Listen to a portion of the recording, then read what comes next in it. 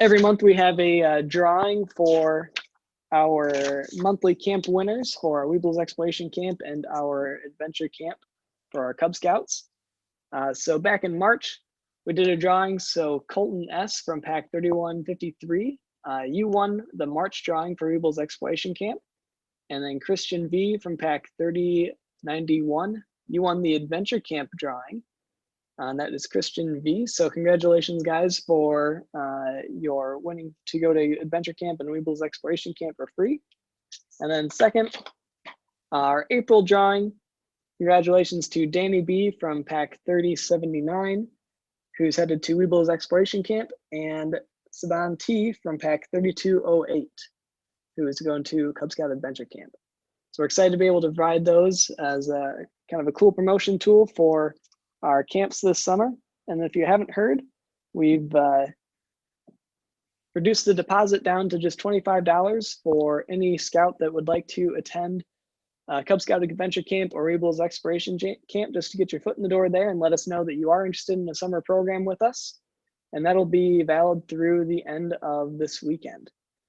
So make sure you get your name down if you are still interested in a program with us this summer. And we did a Q&A session on Monday evening, kind of explaining what our safety procedures for this summer are, and a little bit more about why that deposit has been put into place and the early bird registration fee extended for our families. So check that video out here on our Facebook channel. And now we're on to the main show. So a very quick recap. We've got a compass here that you're going to need for our skills demonstration this evening. This is a Boy Scouts of America compass. And there are parts of the compass that you want to be aware of, including this dial on the face, which turns and rotates. It's got degree markings around the outside edge, and you'll use those to take your bearing. You have your magnetic needle, which is that red and white needle right in the middle of the compass here. You can see it can move freely around because there's fluid in there, and then that little bubble inside tells me that there is indeed fluid and it's working as advertised. Next, we've got our orienting arrow, or direction of travel arrows, what it's also called. And that will allow us to kind of point ourselves in the right direction on our map. You also want to make sure that your compass has a straight edge of some sort. You can see that mine has these scale markings, so I can both measure and use the side or the top as a straight edge to mark on my map. So those are all important things you want on an orienteering compass. And being able to see through it is definitely an advantage as well.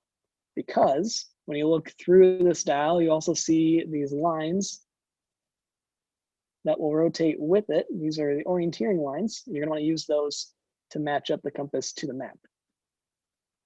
So those are great parts of the compass you're gonna need to have. If you are an expert in orienteering, maybe this is a little bit of recap for you, but it doesn't hurt to practice the basics so that when we get back outside and can do our hiking and our exploring, your skills are still in tip-top shape. Now, on our compass or on our map, there's a few things we want to look for as well.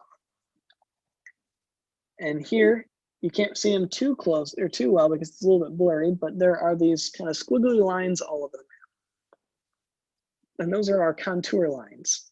And those show the lay of the land and the way that it would in real life as well. And you can kind of see that they match up with the shading and the coloring here on the map. So it's a little bit easier to tell what's a peak, what's a valley. Those contour lines show the elevation. And we're not necessarily going to use those this evening. But the other things you want to look on your map for are, one, your compass rose, which shows you in which way on the map north is. There's actually two lines there, one showing magnetic north and one showing true north. We're going to focus on magnetic north this evening. The second thing we're going to look for is a legend. So here you can see the legend on this map of the Appalachian Trail, which I hiked a few years ago. It has markings for different parts of the trail. It has icons for points of interest that you want to be aware of, such as parking lots and trailheads, those types of things. Those are going to help you to find where you are on the map. and what you want to look for. The other thing we're looking for on our map is the scale, and that's this here. You can see if I put it up close to the camera, this is a 1 mile to 1 inch, or equals 1 inch scale, which puts us at about a 1 to 63,360 ratio. And that's a pretty typical scale for a map like this. And having used this particular map on the Appalachian Trail, I can tell you it's a good scale for a couple days worth of hiking. All right, so we've got our contour lines. We've got the compass rose, our scale, our legend. Those are all different parts of the map you want to be aware of. Now let's place it down on the desk here. I'm going to switch back to my overhead camera, and we'll show you how to figure out where you are and where you want to go on a map.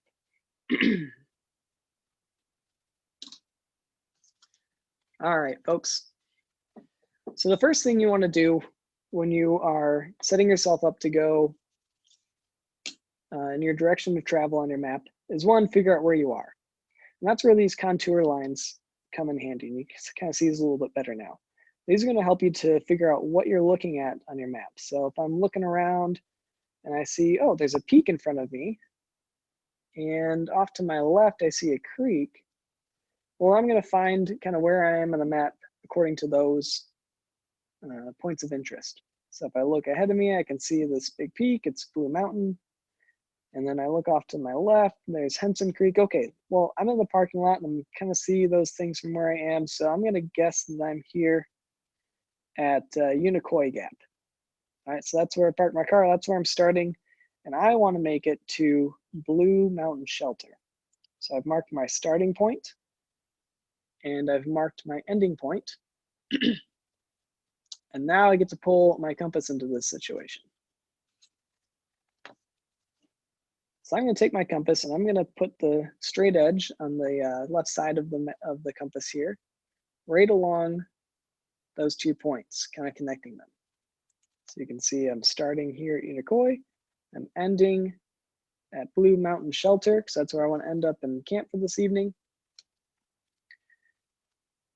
And now I've got to make sure that my compass is actually pointed in the right direction so I can take my bearing, and then I'll use that to figure out in what direction I need to travel in front of me.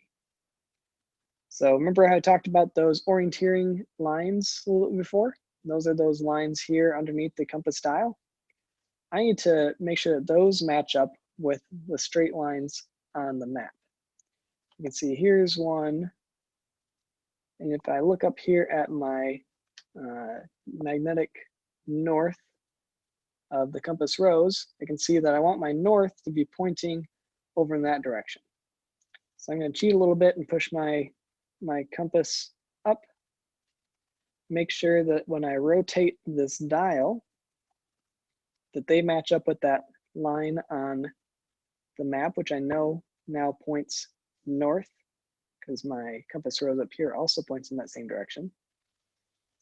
Go back down here, line up those two areas, and now my bearing, where it says read bearing here, my direction of travel arrow is matched up with 310 degrees.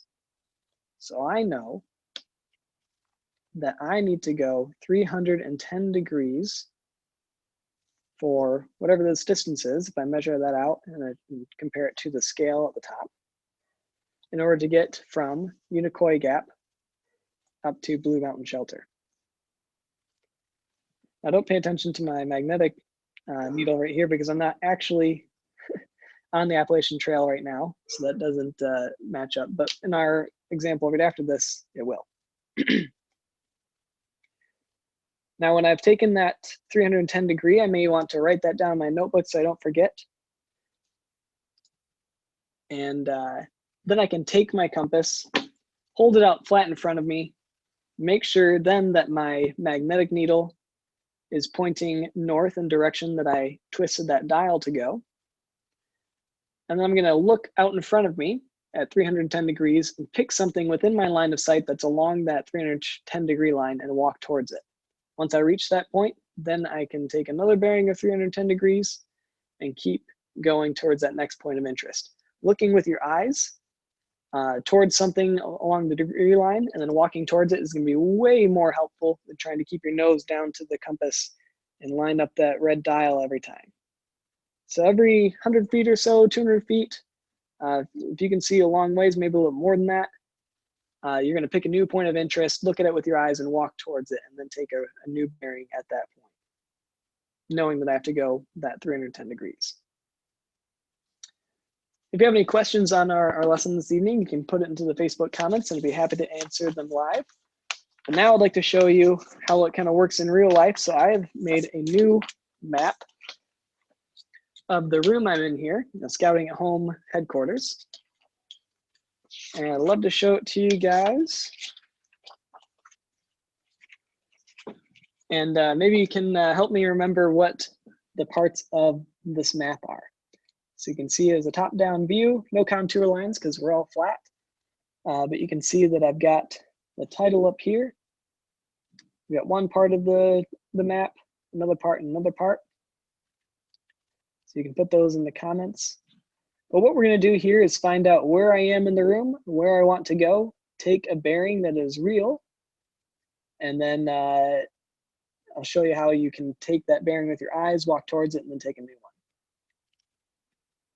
All right, I don't see any comments in the Facebook comment yet, so we'll go give you the answers here. Here is your compass rose, which points us towards magnetic north. Down here is the scale, as you can read. And you can see that it is 2 dots to a 1 foot ratio. So every 2 dots on this grid paper and will equal 1 foot in real life. That's approximate. And then our legend, again, shows us the icons for what I'm looking at from that top-down view. So I've got these rectangles, which is furniture. It's kind of half circles, which are chairs.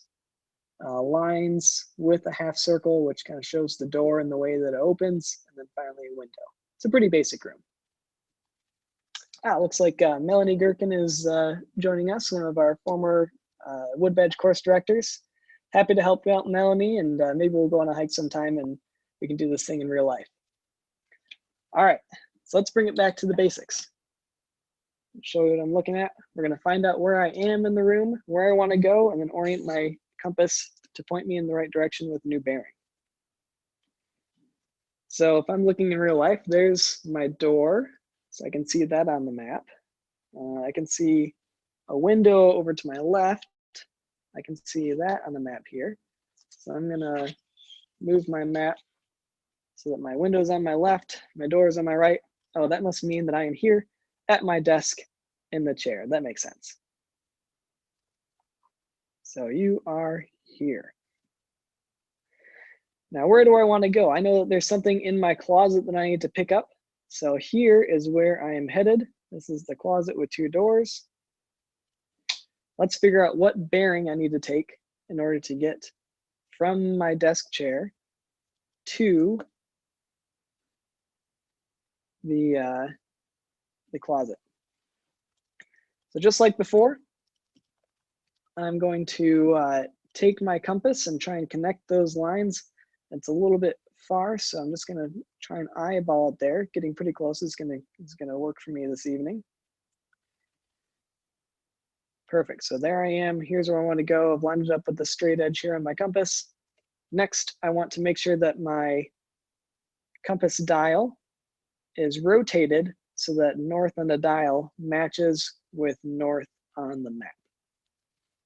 So let's go ahead and rotate this so that north matches with north. And it just so happens that this room points up and down with this notebook here. So the dots on this grid actually are a great, or pretty close match with north here.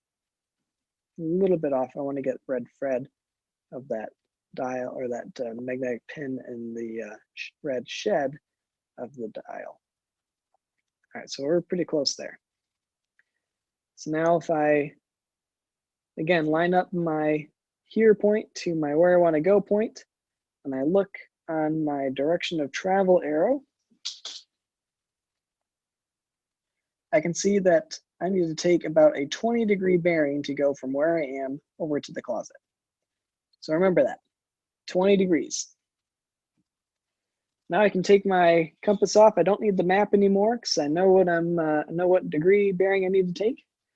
Now I'm going to put my compass flat out in front of me, away from anything that's metal, like this phone, which can adjust the magnetic needle in there. I want to hold that nice and flat so that the magnetic needle can rotate freely. I need to make sure that just like on the map, my red part of the magnetic needle is in the red shed of that rotating dial. You can see that it's lined up there. I'm going to look forward that I'm still at 20 degrees, and now I can look out in front of me and take a bearing with my eyes. So if I look pretty close, it looks like my direction of travel is pointing me towards kind of the middle of that left-hand door. Now I don't need my compass anymore, so I can put that down. I'm going to look forward and start to take my paces towards the door. And it is as easy as that. Again, take your compass bearing, figure out what you need to look for with your eyes in real life, and then you can start walking towards it. We didn't talk about pacing tonight, but that's where your scale can come in handy. Knowing how big your pace is, whether it's 1, 2, 3 feet long, will help you determine how many paces you need to take to get from you to your destination. Not as helpful with a mileage map there about how many steps you need to take from point A to point B, but on a smaller scale like this, I could take a guess at how many feet between my chair and the closet is on my map here, and that'll tell me how many paces I need to take in order to get from point A to point B. That is going to do it for this evening on our skills demonstration. So thanks for joining along with us. I'll put a resource in the notes that I used as I thought was a great 2-minute explanation on how to do this as well. So look for that resource if you want to share it out to other people. But if you want to make a map of your own home and practice with your compass at home, I think that's a great way to keep your skills sharp. So I appreciate you joining me this evening, and hope you learned a thing or two. Thanks, and we'll catch you next time. Bye, everybody.